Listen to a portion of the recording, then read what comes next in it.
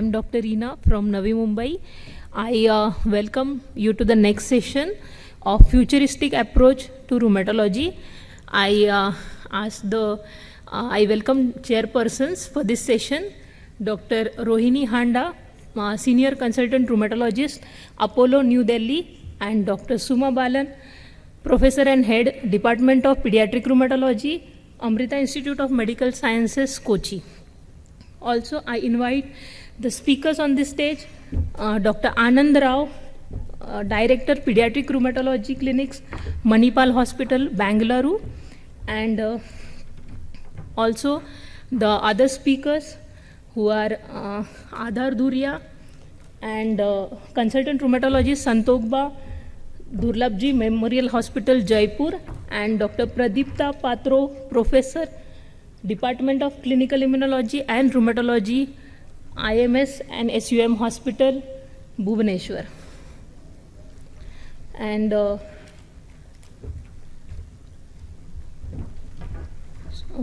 I will start this session. Also, I ask Dr. Shankar Subramaniam from New Delhi, Professor and Head Consultant Rheumatologist from New Delhi.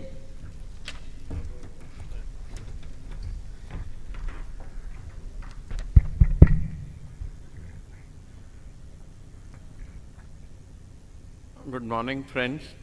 On behalf of my co-chair, Professor Balan, and myself, we'll get this session started. The first speaker of the day is Dr. Anand P. Rao from Bangalore, who shall be speaking on human inborn errors of immunity in adulthood.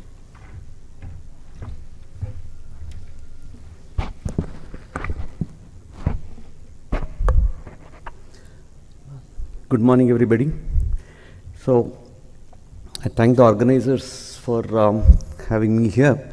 And as Dr. Danda has mentioned, old wine in a new bottle. I think he knew what was going to come out of it. So, the scope of the talk is, why does one need to know about inborn errors of immunity? To understand the concept of inborn errors of immunity, learn through cases the messages which I have taken from each of these cases and the therapeutic implications. Now, if you look at this slide, this is a 6-7-year-old slide wherein they looked at the genes which caused a disease like rheumatoid arthritis, which I am sure you're all masters in treating. I counted the number of genes. There are 40 genes which are implicated in causation of a disease like rheumatoid factor. So it's a polygenic disease. Coming to lupus, nowhere less, maybe even more now. There are at least 40 to 45 genes which are known to be associated with causation of the disease. So these are all polygenic diseases. So this is like a cocktail of genes which leads to a single disease phenotype. So why should an adult rheumatologist study these? What is the importance? You would say, these are all pediatric inborn errors, will come in early, they would present early. Why are you preaching us this condition? Keep in mind that many of these diseases will come to your OPD with patients coming with symptoms which are myriad, which are different from what you normally see. And why does it happen? Because there can be low penetrance germline mutations which don't penetrate well, so they manifest much later, either during adolescence or adulthood. There can be somatic mosaicism. The understanding is that after a zygote is formed post-conception, there can be a mutation which causes a mosaicism, wherein you have normal cells with abnormal cells which can cause the disease later on. There are epigenetics. Epigenetics is a concept wherein above the normal DNA, there are other factors which affect the gene manifestations. So, delayed exposure to NSAID agent, you might be genetically susceptible, but there is a secondary hit which happens because of either a viral infection or an environmental trigger like sunlight for you to develop the disease. or there can be delayed diagnosis, and the fault lies with us because we didn't pick the children with the disease. The children end up as adults and they come to you. So what are inborn errors of immunity? So these are diseases which are germline mutations, which are inherited from the parents and which tend to be monogenic. So instead of polygenic, which is cocktail, now you have a single wine from a single winery. So which leads to a abnormal gene product, which is usually a protein. And what does this abnormal gene product do? It causes allergic phenomenon, immunodeficiency, malignancies, autoinflammatory diseases, bone marrow failure syndromes, and autoimmunity. So this is from one of the 2020, 19 and 20 publications, wherein the number of genes which have been isolated have progressed from single digits in 1980s to about nearly 500 genes which have been implicated in causation of many of these diseases. And keep in mind, 2/3 of them are primary immunodeficiencies. And what has led to this development is that the cost per human genome, which was 800 crores when the Human Genome Project kicked off, has dropped to 80,000 rupees. And this is even more in progression as compared to the Moore's law, which all of you would know. Dr. Moore found out the cost of making a computer chip is going to decrease as the production increases, and the number of transistors in them is going to double every 2 years, which has happened, and even more so. So I'm going to deal with two phenotypes of the multiple genotypes. I'm not going to deal with primary immunodeficiencies because I don't claim any expertise in that field. Coming to case 1, this was a 9-year-old boy who was born of a second-degree consanguinity, who came in with unilateral foot and knee swelling associated with pain. The orthopedic surgeon, who is omnipotent, had diagnosed him as having tuberculous osteitis. He had said, he's got a Kohler's disease. I didn't even know what that was. And I said, he must be right because I don't know what I'm dealing with. And we finished anti-tuberculous therapy. And we said, okay, he's already on therapy. I think he will improve. Let's wait and watch. And this was you can see the navicle. I hope the pointer works. The talus has become small. The patella is barely visible. And 2013, the swelling had somehow improved. He came with recurrent parotitis with hepatosplenomegaly. I was wondering what was happening. He develops a osteitis, then he now develops a parotid swelling. When I go back into the history, the mother said he had these symptoms even when he was 5-6 years of age. Now keep in mind that this child is an adolescent who's coming with not a still picture, but a movie which is being shown over a period of time. Then in 2015, he develops these osteolytic lesions. His digits became small, which was unusual once again, but you see that the talus improved. The size of the talus came back to normal. So I didn't know what was happening, and he develops diarrhea with multiple musculoskeletal pains, with cervical spine involvement, with knees and ankle pain, and he could barely walk. So what do we have here? Each time he used to come, I have to mark what are the things he has had. He's had consanguinity, so possibly autosomal recessive condition. He's got a hepatosplenomegaly, I don't know what was causing it. He's got osteonecrosis, he's got recurrent parotitis, he's got inflammatory bowel disease, he's got anemia, and he's got elevated acute phase reactants. I want to hear from the audience, what would you think of in a scenario like this?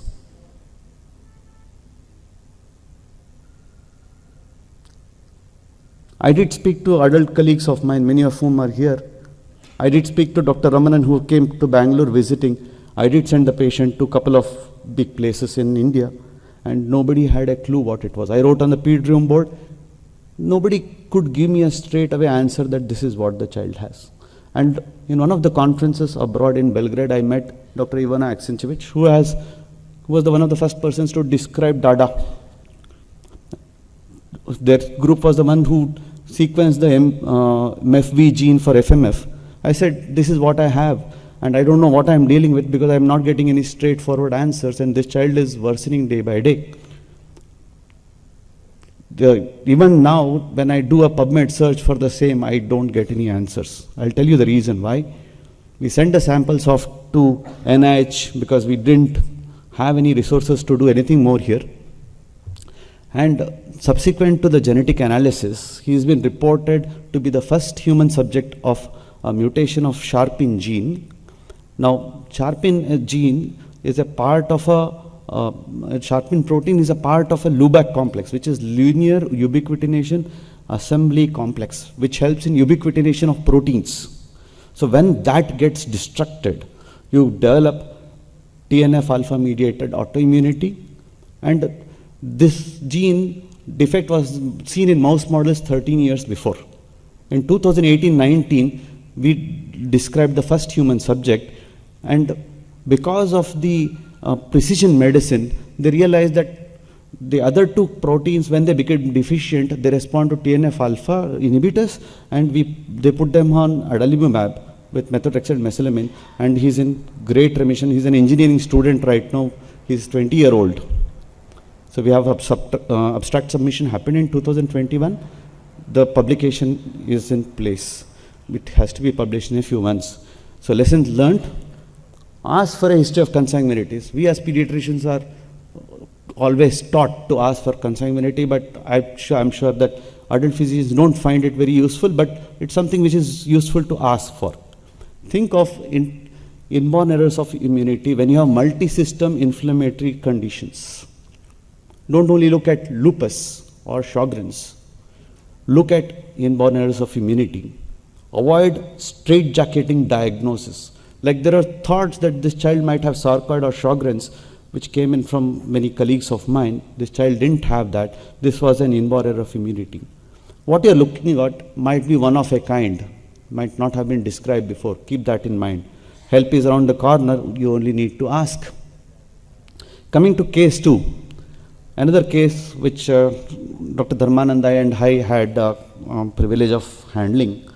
Proband, as you can see, is an intrinsically wedded family. Maternal uncles are wedded to the nieces in this family.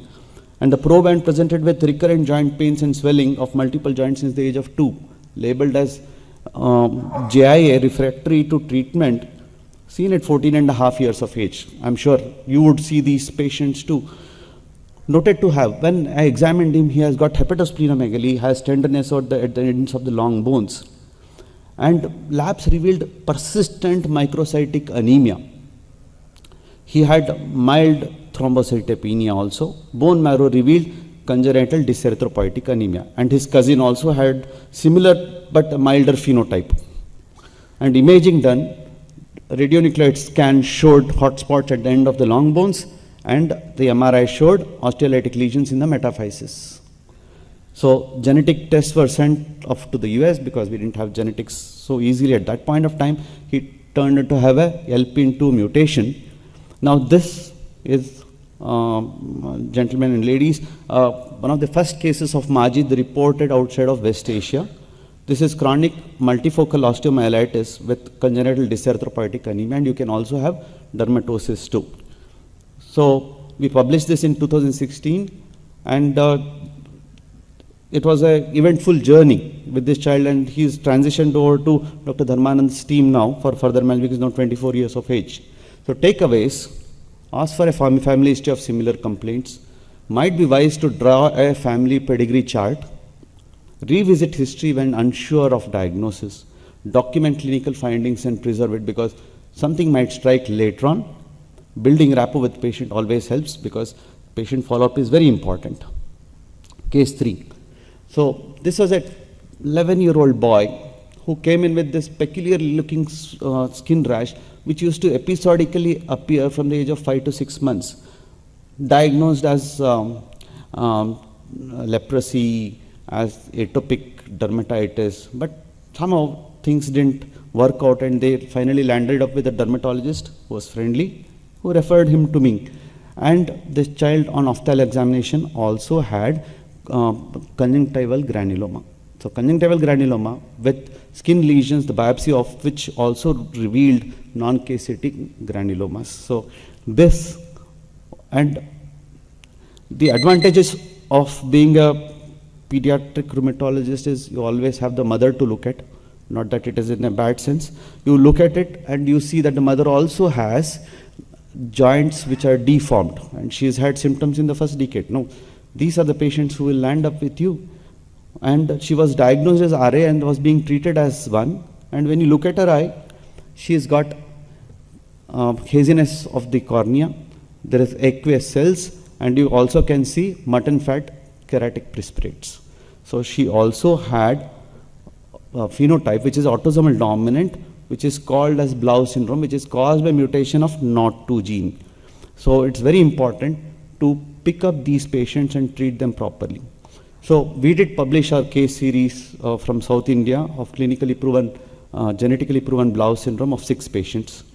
So coming to the therapeutic implications, when you have these molecular diagnosis being done and the inflammatory pathways which are clearly and beautifully elucidated, you have laser guided treatments which are available which can help treatment of many of these conditions. This is from one of the recent articles wherein for different single errors in the immunity, you have different molecules which will target that with with a great precision.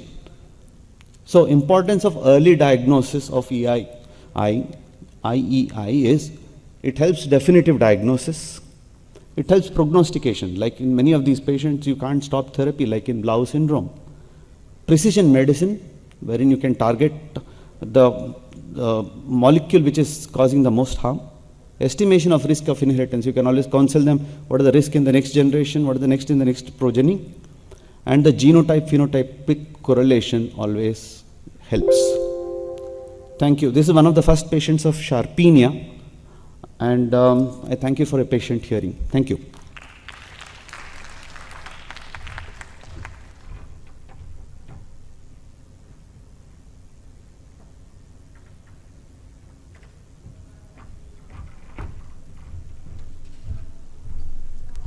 That was a wonderful overview, Anand.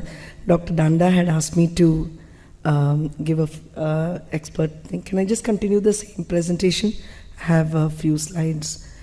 No, the same presentation, Dr. Anand's presentation. This, Dr. Anand's presentation, same one. Yes.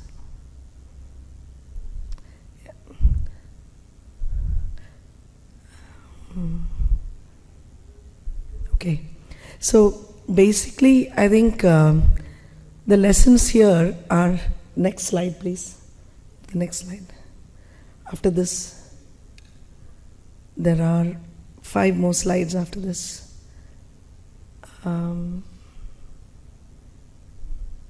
After this, yes. So I think there are lots of lessons from these diseases. The first thing is we think they're all rare diseases. In a population of 1.4 billion, we need to go looking for them. I don't think they're as rare. They're rare because we rarely think about them.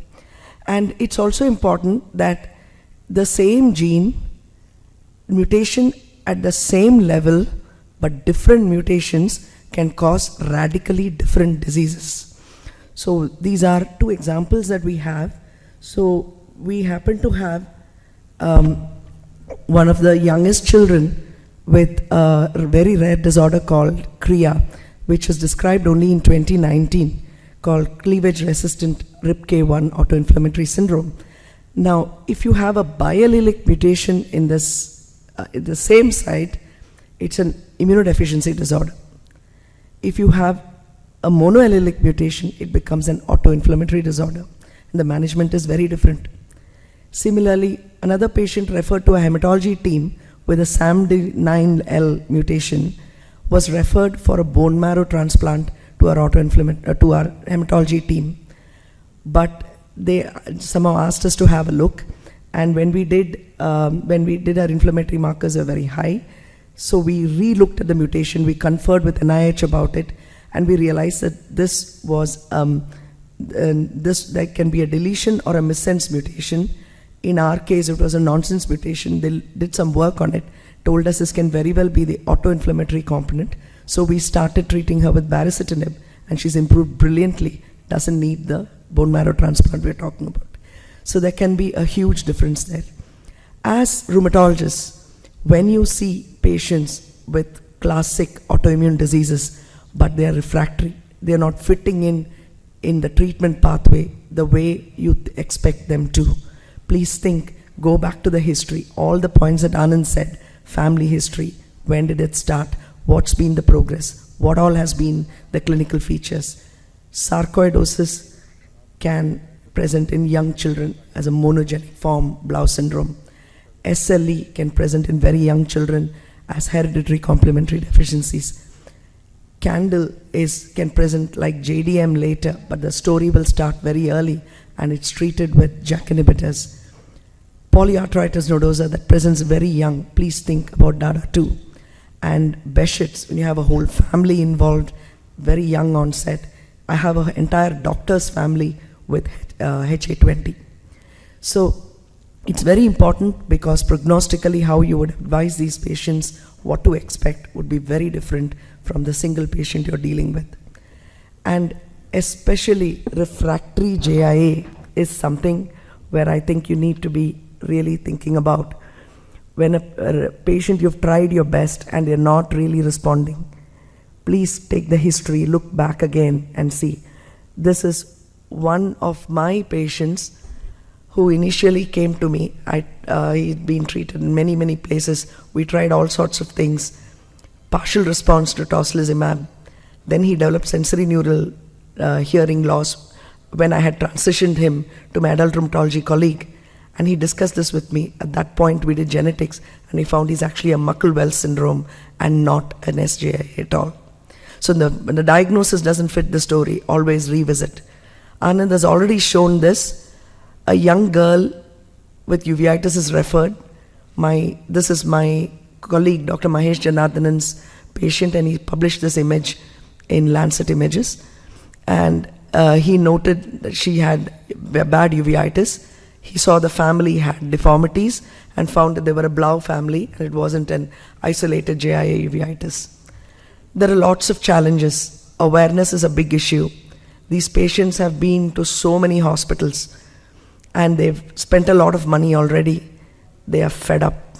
They are looking for answers, but they don't have much money to spend. Access to good genetics is very limited in our country. Many of the commercial genetics labs, the reports you get from them are really not adequate. The medical consultation thing that we get from them is not enough. I think we need to start specializing in these aspects. Many geneticists are not comfortable with this clinical set of patients. They are not able to unravel these conditions for themselves. So we are in a very special state where these are all genetic conditions, but I think we need to actually evolve genetics in ourselves to be able to take these patients forward. And financial challenges of getting whole exome sequencing is often required in these patients. Clinical exome may not reveal what you want, or doing very targeted testing may not be adequate. You can't go by clinical features alone. There's a lot of overlap. And so something might look to you, this could be traps. You could get a different result when you do the genetics. So we need to set up registries. We need to actually develop technologically in this domain. And we need to start having access to the indicated therapeutic intervention. Thank you. Thank you very much, and I would like to thank both the speakers, Dr. Anand Rao and Dr. Suma Balan, for highlighting some important aspects of these rather what I would call challenging conditions, and adult rheumatologists have to be sensitized to these conditions, and we need to, I think, work closely with our pediatric colleagues. We'll have questions at the end of the session, and I will now move over to the next set of talks, and we have two eminent speakers, Adhar Dhuria from Jaipur and Dr. Patro from Bhubaneswar. First, Adhar Dhuria would be talking about precision medicine in rheumatology practice, the controversies. Dr. Dhuria, please. Thank you, sir, and thank you, Dr. Danda, for giving me the opportunity to speak. So the topic is precision medicine in rheumatology practice and how far are we from it. So we're not really that far. So precision medicine is a form of medicine that uses information about a person's own genes to prevent, diagnose, or treat disease, and tailor prevention and treatment based on differences in the gene environments and lifestyles. So it's not just high-end genetics that you use. Even something simply as an antibody test is also precision medicine.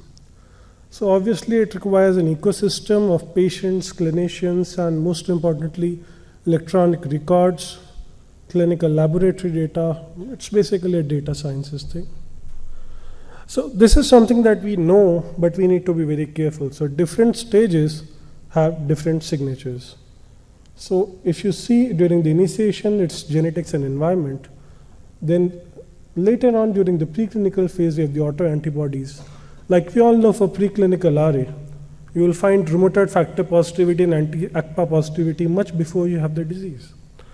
Then you have active disease where you have epitope spreading.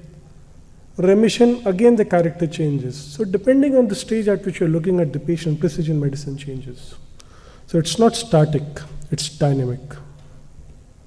So why talk about precision medicine in rheumatology? Mainly because diseases are heterogeneous. Even if you look at, so let's look at lupus, which is the prototypical rheumatic disease. You have some patients who only have fever, some who only have nephritis, and some who have everything. So why with the single disease with the similar antibody positivity is so much heterogeneity? And therein lies the challenge. How do you treat them? So for me as a young rheumatologist, the question is always the same. If I have a class 4 lupus nephritis, which patient is going to do very well with mycophenolate, and wherein I'm wasting time using mycophenolate and having disease progression? And obviously potential treatment toxicities are a big problem. So what we have right now is basically low-dimensional precision medicine.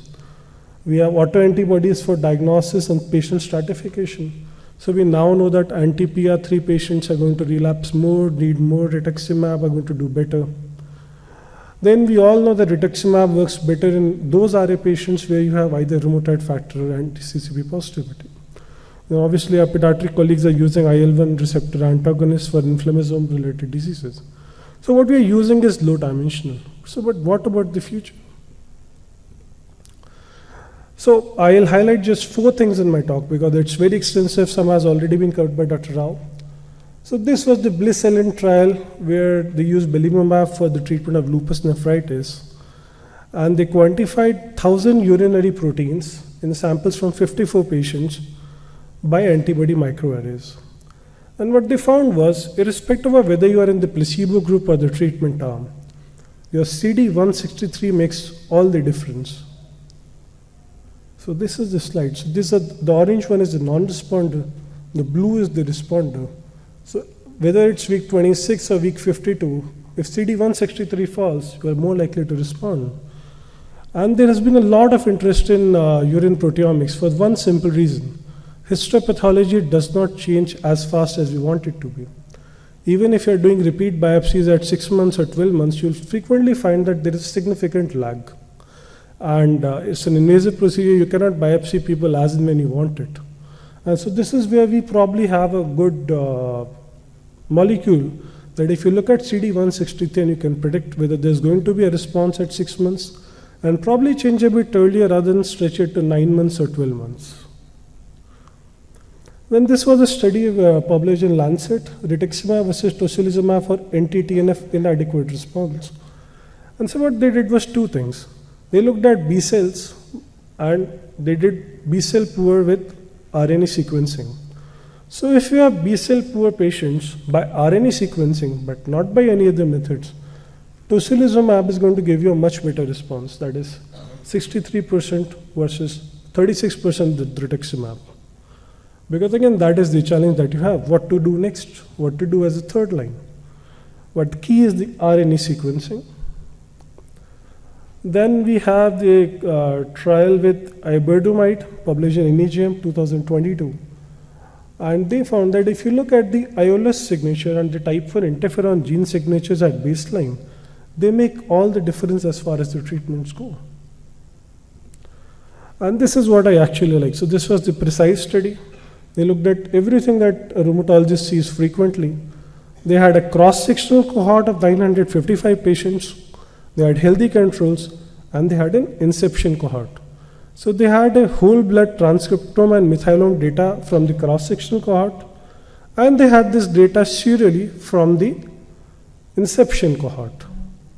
And so they found that you could divide them into clusters. You could have the interferon cluster, you could have the inflammatory cluster where you had overexpression and hypermethylation, and you had the lymphoid cluster where you had T and natural killer cell functions.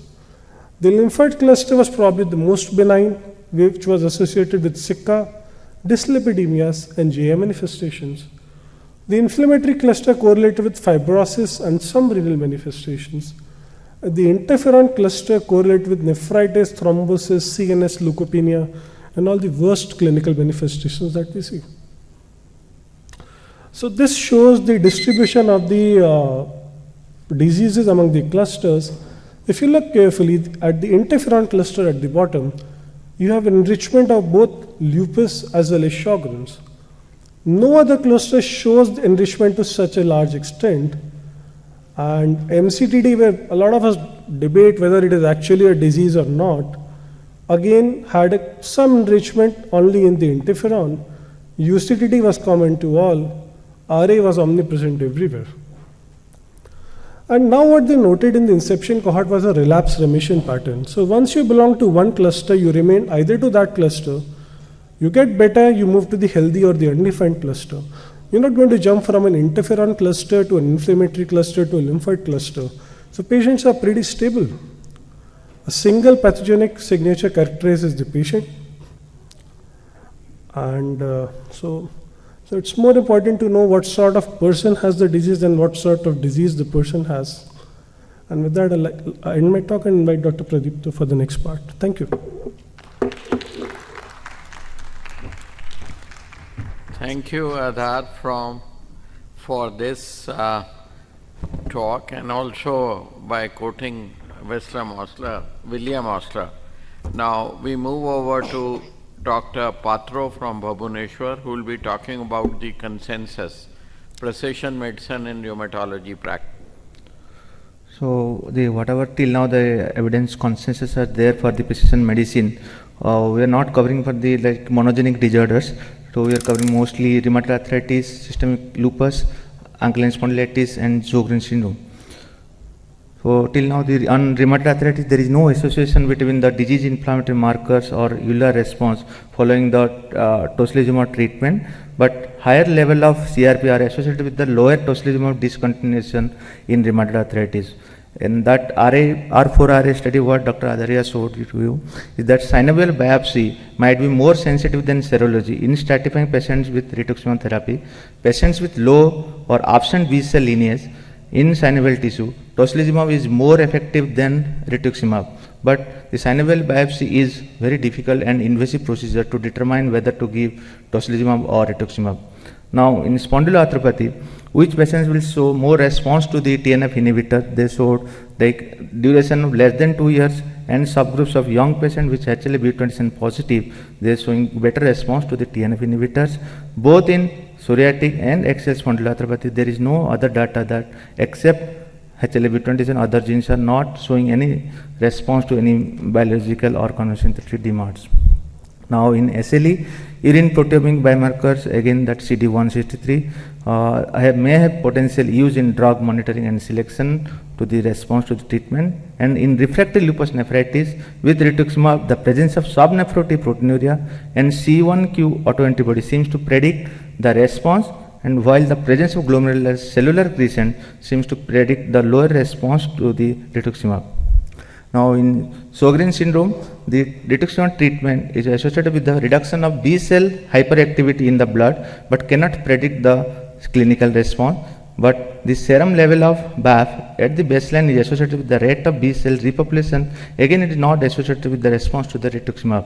The number of B cells in salivary gland at baseline could predict the response to the rituximab in Sjogren syndrome, and more especially in the parotid gland biopsy, the change in B cell number from the baseline, not in the minor salivary gland biopsy after rituximab, associated with the response to the rituximab. Thank you.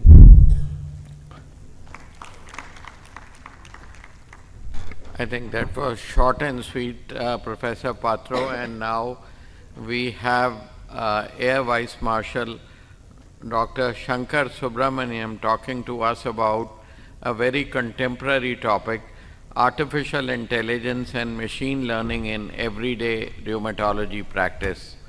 Over to you, Shankar. Thank you, sir. I noticed that the last speaker of the Iracon, of course, I'm not including what Dr. Ashok, and they'll be summarizing after me. So I'll start with a story. Last year, Mohammed Fitri in Singapore decided early morning 6 o'clock to go on a long ride. Unfortunately, he met with a road traffic accident, head injury, fell unconscious. This was a desolate road. His Apple Watch, interestingly, had something called as a fall algorithm. It noticed that Mohammed Fitri had actually descended about 1.5 meters from the handle to the ground. So, and since the speed from 120 kmph had become 0, it immediately sent a WhatsApp message to his girlfriend Sayong, and the rest is history, and this is a true life story, and Mohammed Fitri is alive and well. Closer home, Mr. Rawat in Nainital has got bronchial asthma. He uses an inhaler which is actually smart inhaler. It is linked to his cell phone. Mr. Rawat is planning to go to Delhi the next day, and he has searched for the best route. When he starts moving, he forgets his inhaler. The cell phone realizes that the distance between the inhaler and itself is actually increasing, and it also realizes that he is heading to Delhi, which is one of the most polluted cities in the country, and pollution is directly linked to asthma. So the cell phone also searches for good pulmonologists at the hotel where Mr. Rawat is staying, and it gives him a warning: kindly turn back, pick up your inhaler, you may actually want to get some more, and here is a list of doctors. Ladies and gentlemen, welcome to the world of artificial intelligence, machine learning, and Internet of Things. I'm not going to get into too much of definition of what is intelligence, but I think the most important word here, actually intelligence is what you and I have inside, but the key word here is the learn, the ability of a machine to learn. It's not very far away. When you use Alexa and Siri in your house, that's artificial intelligence. When you visit Amazon and buy 3 books, and the next time you visit, it recommends some books similar to the patterns, that is AI. There's no human being there. Your spam filter in your Gmail is artificial intelligence. All of you came by aircraft, I presume. In all the large airports for the last 10 years, no human being decides where the aircraft is going to be parked. It's too complicated now. In places like Delhi with 300 bays, it is actually the AI which chooses, it optimizes the route which a plane has to take. So you're already surrounded by AI and Internet of Things. I'll devote a couple of slides in explaining what it is. AI is the mother. It is the thing which is trying to mimic human intelligence. Machine learning, which is a subset of AI, comprises a bunch of statistical techniques that enables the machine to supposedly think like humans. Deep learning is a further subset of machine learning, which is where all the mathematicians, the algorithms, etc. comes in. And I don't think this august audience needs to know anything more about these 3 terms than this. The next question which comes is, what is this IoT, Internet of Things? Simple, if you're working on AI using your laptop or a computer, you're dealing with the AI in a computer. But today, if you see, compared to almost 10 years ago, half the things with AI are things. The inhaler which Mr. Rawat used, the Apple Watch, the microwave oven, the refrigerator, the geyser, your car, all these are now connected to this. This is Internet of Things. There are three types of AI, and this is very important to understand. The first one is what is known as artificial narrow intelligence. The ANI excels in one direction. The computer that defeated Garry Kasparov in 1996, Deep Blue, which has become so much better than the last 25 years, all chess champions are computers. That computer can only play chess. It cannot do anything else. Another computer like Alexa can accede to your requests and possibly play you songs. A pizza delivery AI can only deliver pizza. But what is artificial general intelligence? A 10-year-old child can do all of the above. It can sing a song for you, it can get you a pizza, it can even actually ride a car if you want it actually. So the ability which humans have is across multiple dimensions, which covers scientific creativity, general wisdom, etc. That we have not reached that level. And what we keep talking about, the doomsday where people are really scared is that AI will become artificial super intelligence. That is, it will be better than humans in everything. We haven't reached there, we are still at the level of ANI. So if you see a game like chess or an AlphaGo, or if you see the Amazon warehouse where there are no human beings, it's only the robots which do all the picking up of the millions of items, a self-driving truck, application which can draw like Picasso, a pizza delivery drone, even a AI which can make a building. Each of these is like having 6 personal assistants who are super brilliant. But those guys know only one order they can take. That's how most of the women, they look at their husbands, he can only do one thing at a time. So that is artificial narrow intelligence. How does the AI work? The answer to that is we don't know. Very, very simple. It is a black box. But we should not get worried about it, because if I ask you, how do you think? You also don't know. Just because we have mugged up neurology and say this is my cortex and this thing and all, it makes nothing. We don't know how a thought emanates. So I think we should leave it at this point. How can we use it in healthcare? So I'm going to, it's a vast area and I have got 8 minutes. So I'm going to just take you through a few of the things which I'm dealing with AI, and it will give you a flavor of how we can do it. In the field of research, an entire field of medicine can be broken into 2 specialties: patterned, non-patterned. Your radiology, histopathology, dermatology are classical pattern recognition specialties, and most others are truly non-pattern. One can argue it is not a non-pattern because if you take time as a dimension, they are also pattern, but let's not get into the semantics. Anybody who is interested in dealing with AI literature would see hundreds and hundreds of papers dealing with ECGs or retinopathies or histopathology, etc., Holter patterns, and this is what dominates the pattern recognition. I know my friend Dr. Sanath Pathak in KEM Hospital, Pune, is actually doing a photograph of his hands of the rheumatoid arthritis to see whether a cell phone diagnosis of RA can be done. He's doing it with ICER. I've got a fund with my colleagues in Army, with Vivek, Vasudev and Karthik, where we are actually doing something very simple. About 15,000 ANA, we are broken into 6 broad categories, and we are having a training set of about 5,000, and then we are checking it with the others whether the AI algorithm would be able to identify the patterns easily. You can choose any image, it's very easy, pattern, and then you just have to figure it out. The way I look at it for research, artificial intelligence is a tool. Each one of us who does research needs some tool to do the research with.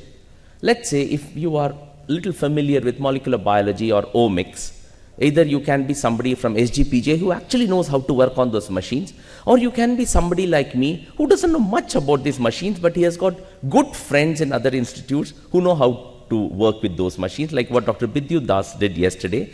They use those tools. But there's same way, AI is nothing but a tool. But there is a fundamental difference. When you want to buy a machine, a mass spectrometer, you're talking about 5 crores, 10 crores. When you want to use this tool of AI, you just have to learn a couple of programming languages, my personal favorite, I'm started with R, maybe Python, maybe Julia. Devote 3 to 4 months of your time, and slowly this circle starts becoming bigger and bigger and bigger. It's free, except for the effort you fit in. So at a fundamental level, AI is an amazing tool for each one of us to have, because it's at some level it's free, and it's actually free. You don't have to pay for any of the courses. Let's come to the non-patent specialities. Here, ladies and gentlemen, you are only limited by your imagination. You can ask the secretary of yours to do anything, and he or she, this AI, will do it. I will just take you to 2-3 examples which I'm doing. Before that, Paul Krugman, the Nobel Prize winner of economics, said, productivity isn't everything, but in the long run, it is almost everything. There are very, very few things in life which can fight for almost everything. And if you look at healthcare delivery, it is one of the most complex things. And one thing in the last 40 years I can say is, with all this legal stuff, procurement stuff, staff shortage, too much of patients, so many things, our productivity is somewhere at some level is taking a nosedive. And I feel short of time. I need to gain back the time. That is my philosophy, and I'll give you 3 examples how we are doing it with AI. At Pune, we had a NACO established center of where we're dealing with HIV, almost 300 patients every day, and these patients have got multitude of questions to ask. Some of them are very, very private questions. You know, you may be a homosexual sitting in some corner of Orissa or Maharashtra, now figuring out, now that my viral load is 0, can I get back to some fun? And that may be a difficult question. Another one is, he may say, you know what, I'm negative. I'm HIV positive with a 0 viral load. My wife is negative. Can I have unprotected sex, and can we go for a child instead of going through this article? Now, in a crowd like this one, you can imagine the type of counseling which we can do. It's not possible. The patient comes in the morning till evening. We can only do group counseling. So how do we solve it? This is a funded project that I have got. We are developing our own counselor. I looked at the chatbots and I was deeply disappointed with all of them. I said that after the first question, the chatbot has no clue what it's answering. So we decided that it actually requires a group of experts. So what we did was that we made a repertoire of videos. We thought that there are only 100 questions you can ask in HIV. So noted them down, converted them into small 1-minute videos, and translated them into 22 Indian languages. And now this patient, imagine a Marathi guy sitting in some corner, at the privacy, everybody has got a smartphone in India today, it's ubiquitous. He just asks any question that he wants, and here I use NLP, a natural language processing. By identifying the words in which he has asked, the NLP, the AI decides that, you know what, these 3 videos look like the most appropriate answers. And then the video comes where maybe it's me or one of my colleagues who comes, and he gives an answer. At the end of this 1-minute answer, the patient is either satisfied or not. Maybe he looks at a second answer, third answer. If he finds a good answer, stop, great. He's not happy, I get a feedback. And this is the iterative process. And in case I get, this person is not happy with my answer, either my answer is bad or I have not looked at that question. It's so easy to make one more video nowadays. So we just make something. Imagine he is getting the best specialist at his home in any corner of India in the language of his choice. The translation, I have got enough kids who are smart enough to translate. We'll not get into that. Across India, the nursing profession is in deep crisis. Today, 1/3 of the time is what my nurse is able to spend with the patient. 2/3 she has to sit with the paper or with the computer entering, and I believe it's true across the world. Not very happy. Neither is the patient happy, nor is the nurse very happy. So the core idea is to use a conversational AI, take a small cell phone with the NLP again, and the questions, whatever the data is interested, we convert it into 6 or 7 open-ended questions, and as she keeps walking around asking, "Good morning, Mrs. Gupta," that's a cue to say, okay, your time has started. She asks 8-10 questions, everything, and all the data which has been conversed keeps entering the laptop. 80% of the time now she finishes with the patient. By the time she goes, 80% of information has also been entered, and the rest 20%, she does it herself. Working on an idea, something similar, I think the biggest villain in our lives has been this EMR stuff which has come. electronic health record. I'm a computer buff, but I think it's really, really taken away. Today, we find it difficult to see eye to eye with a patient, or very, very few of us are even touching the patient, and the whole charm of medicine is going away. And I believe AI is likely to bring it back, and we are working on a project on that. And I think at the heart of it, humanity and empathy can be snatched back, what has been snatched away from us in the last 20 to 30 years. Ladies and gentlemen, we have passed through 4 revolutions, and right now we are in the middle of the revolution of AI. The future, this is how my predecessors spoke, the future looks like. You've got the various omics and this deep learning, everything. But I think our organizers were very wise, and they already told you the future is now. It's not somewhere there, it's here, now. And I already showed you that we are already surrounded by AI everywhere. Now, some of you may be wondering, all that sounds very cool, but where do I start? Where do I start? So this lady is Sanna Marin, the PM of Finland, who recently got into a controversy because I think she was in a dance party and she was enjoying. But she did something brilliant. They invested about $2 million and opened a very nice course called Elements of AI, which it's available free for everyone. Please do this. It's one of the simplest and the best courses to start for those who feel you don't know anything about AI. And there is this brilliant book by Eric Topol, Deep Medicine, which I would encourage all of you to buy and read. And I think this is a great starting point. And from here, I think sky is the limit.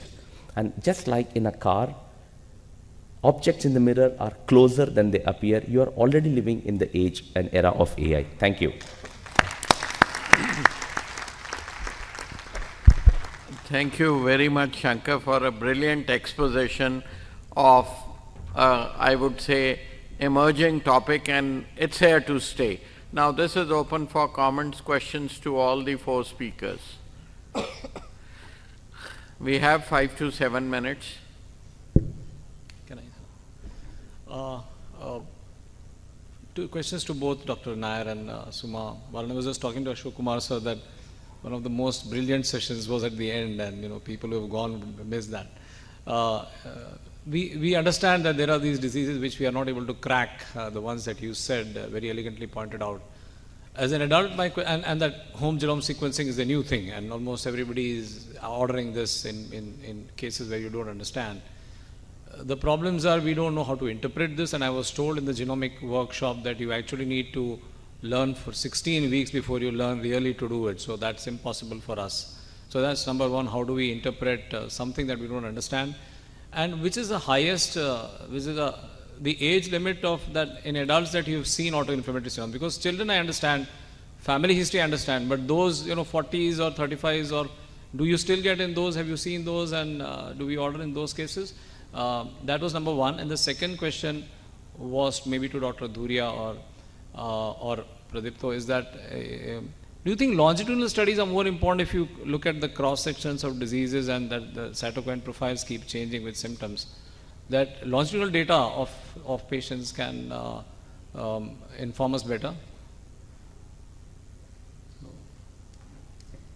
Thank you, Dr. Sapan Pandya. So, answering your question on what is the latest stage when you can pick up AI in adults. So, I was going through one of the articles while I was preparing for the talk, because I don't deal with adults. I find a big handicap dealing with them. So, it's Vexus, which was described by Dr. Aman, is usually reported in males who are 60 or 70 years of age. One of the latest rheumatological autoinflammatory diseases seen in adults. But there are a lot of hypomorphic diseases, means wherein there is low penetrance or the mutation is not very strong, can start off anytime in adolescence, can be seen in adulthood and go until 78 years of life. Yeah. So there are a couple of things when you come across an adult with amyloidosis. Please look back and see whether this could have been a missed autoinflammatory syndrome. You can still reverse it with treatment.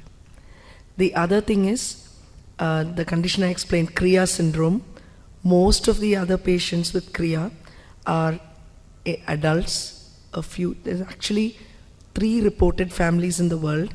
Our patient is the youngest, and the oldest is 80 years old. it's a good thing, which means that the diagnosis is so recent, she's lived up to 80, suffering the symptoms of the disease, but has managed to live to 80. And regarding the question you asked, how much of genetics do we need to know?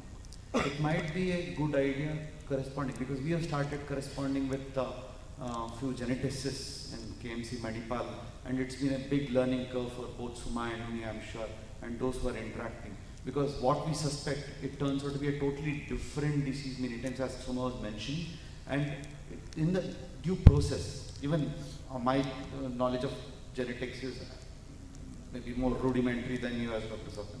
But the curiosity keeps us going, that there are so many things you need to know, there are so many things you have learning, and that keeps us going. So it's about conversation with allied specialties, learning more and more on a daily basis.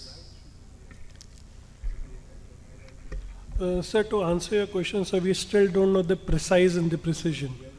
When actually to measure the signature, so from precise I would suggest that measure it at the worst point of time, when the patient has the most active disease, because that is what it is saying, that you will have either a remission signature or you will have a relapse signature. And the relapse signature is probably the better time for clinical practice. For research, obviously longitudinal is better. Next question, please, Dr. Dharmanan. Great session. It's only a comment, and future is actually now, today, here. And I mean, after I've been interacting with pediatricians, and we have started referring difficult to diagnose patients. The patients don't fit into autoimmune pattern, to pediatric rheumatologists to get their opinion. And that's one. Number two, thank you, Shankar, for a wonderful talk. And I think data is going to be the new blood, I think. Thank you.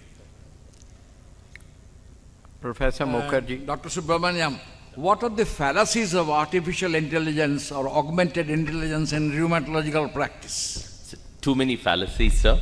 I think what we need to be very careful about is, whenever we see, we should not be excited about 99%. You will keep seeing hundreds of papers which says this has got 98% accuracy, 99.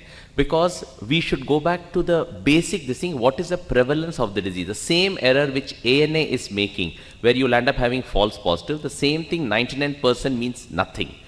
But having said that, like I said, the moment you know what question you are asking, the thing is, like I said, just like in research, it's more important to ask a correct question.